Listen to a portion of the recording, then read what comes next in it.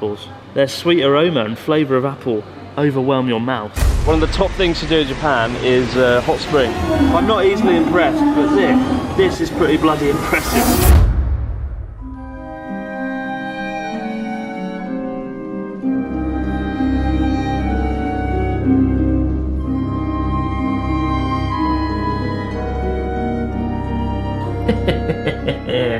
It's finally mine.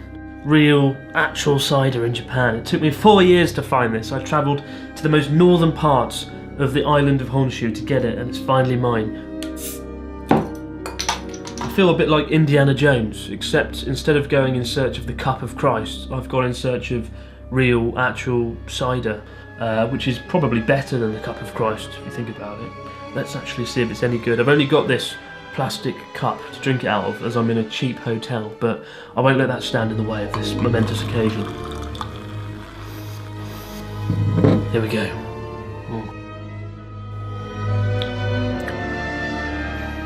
Good Lord.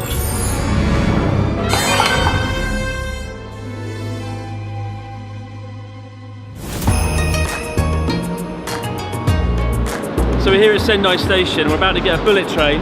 One of the fastest bullet trains in Japan. It goes about 300 kilometers per hour, all the way to Aomori in the far north. And I'm joined by my friend Rinotaro, who believes that you can actually get cider in Japan. I still don't believe it. After 4 years, I haven't seen anything. The only cider I've ever had in Japan has been imported. So yeah, I'm a skeptic. So what are you talking about? I mean, we have got a cider. And anyway, so we are going to a place, so the land of apples.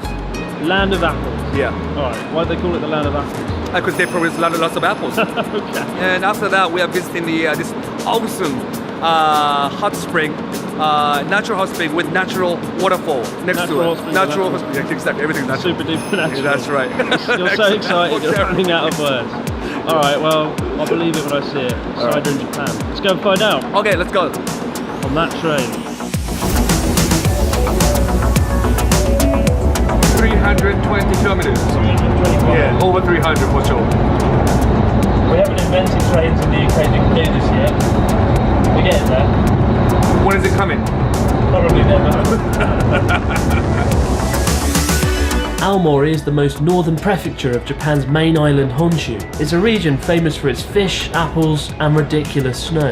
In fact, the city of Aomori has the highest levels of snowfall of any city in the world. But we weren't going all the way to Aomori just to drink cider and relax in hot springs.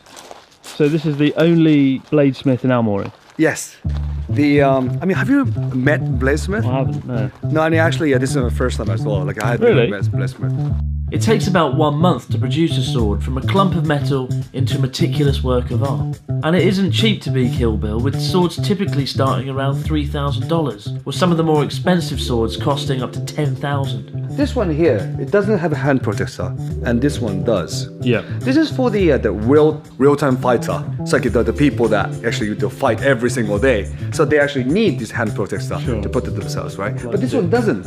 So it doesn't really protect your hand, right? So these are for the people who don't go into the war, who don't have to go. Oh, it's more like self-defense, that one, and this one's more for instance, the shogun or the lords, and they've got this one because they don't really go into the war field. Sure. Right, so they actually had to carry this one, whereas all the soldiers, they carry this one. They use this one. Which is your favourite? That. Well, the long one. The long one. Why? Well, it's not. You're not tall enough to wield such a sword. Well, then I'll wear some high heel shoes. Yeah, I think the pattern on this one's the most beautiful. Yeah. This is my favourite. It's quite light. I was expecting it to be a lot heavier. This is light enough to actually, you could picture waving it around, although because it's not wartime, we're not really allowed. We're not really allowed. It's a bit disrespectful because the swords now are made for artistic purposes. After visiting the swordsmith, we went to a nearby town called Goshogawara to see something truly extraordinary. In traditional Japanese festivals, one of the most common attractions are the floats, which are carried or pulled through the festival, usually by dozens of people. But there's one festival in Aomori where things have gotten somewhat out of hand, where the floats are so huge they're more like small buildings. I'm not easily impressed, but this is pretty bloody impressive.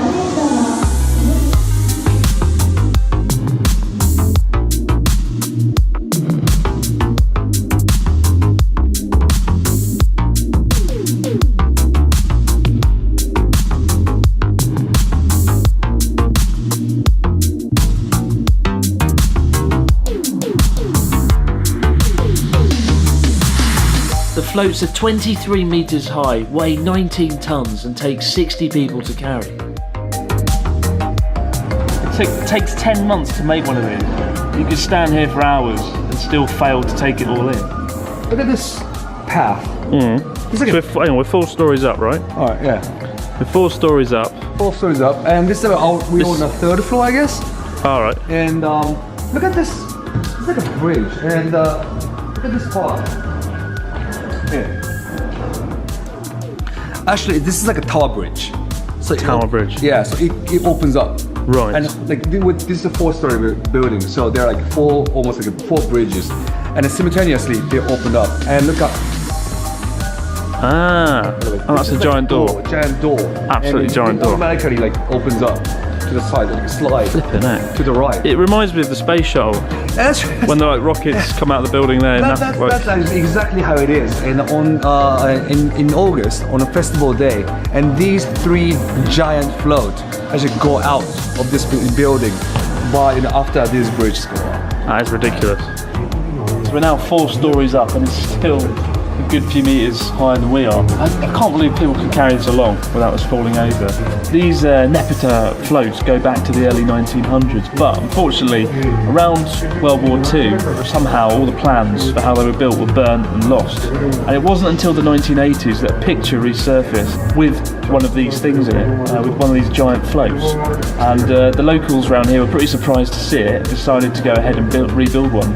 It took about 17 years, and then in 1996 they finally finished it and showcased it at the festival.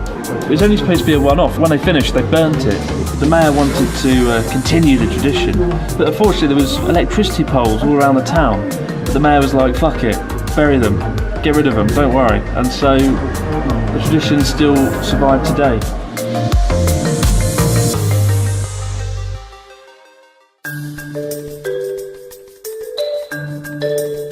The outdoor hot spring we'd be visiting was in the Hoshino Resort Oidase Keiryū Hotel, a resort nestled deep in the forest of Towada Hachimantai National Park. The forest is alive with numerous streams gushing down from the lake surrounding the resort, with the hotel itself designed to feel like an extension of the forest.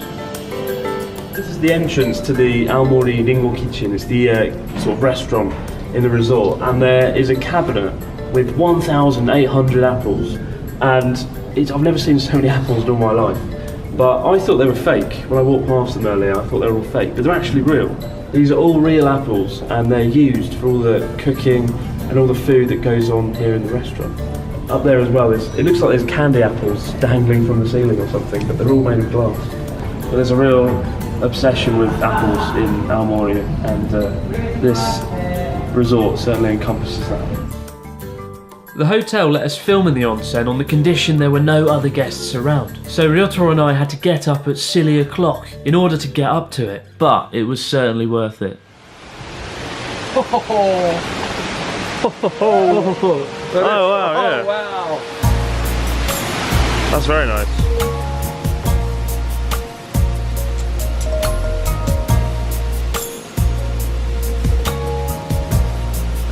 This is the first time I've worn shorts into an onsen, because it's a mixed bath.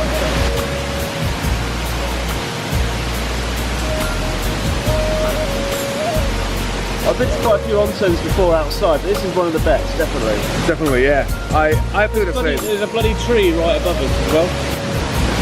It just feels incredibly natural. It looks so nice, it's almost like it's special effects. Steam over there rising from the water. So as I always say, one of the top things to do in Japan is hot spring, onsen, and more than just an onsen, more than just an onsen, you want to try an outdoor onsen called Rotenboro, like this one. You feel like you're in nature. Look at that. There's just trees above us, there's a waterfall there. We're in the mountains, I'm not even sure where we are. It's to be honest, but I could spend all day sort of sat here, not near him. So come on and visit, and you're gonna so come here, and you're definitely gonna enjoy the whole atmosphere, and kind of a distance from, like, you know, the reality, the real life, and you're gonna enjoy and relax. Yeah, screw the real life. Fuck you. Anyway, so The real life. yeah, real life. This is real life. Yeah, Probably.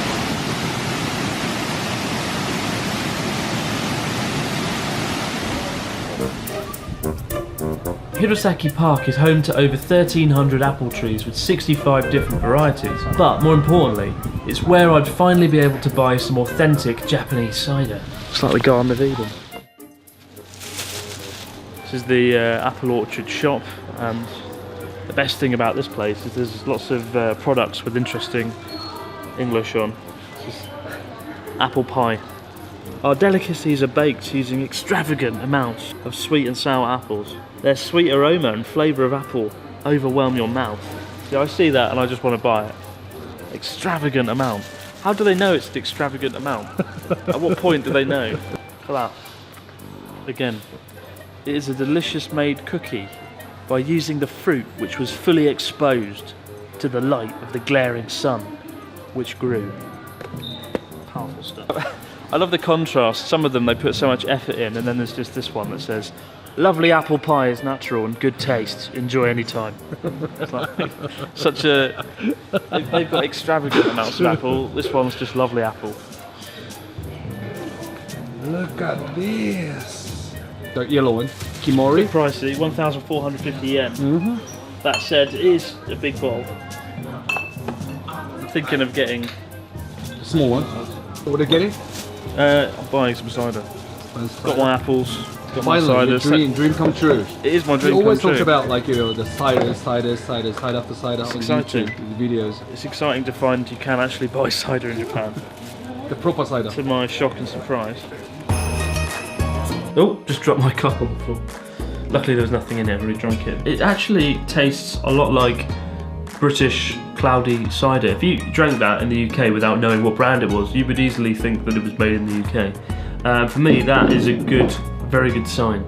It's exciting to know Japan does actually have cider, although I don't like the fact that Ryotaro was right and I was wrong. That's not good. But I won't lie, I'd never visited Aomori as I thought it was quite far away and quite difficult to visit, but it's only 3 hours away from Tokyo Station by bullet train, and the area is surprisingly easy to visit. Even the Oyarase Keiryū Hotel, which is hidden away in a forest, still has its own free shuttle bus from Shin Aomori Station or Aomori Airport. If you're interested in visiting anywhere in this video, you can find the details in the description box below.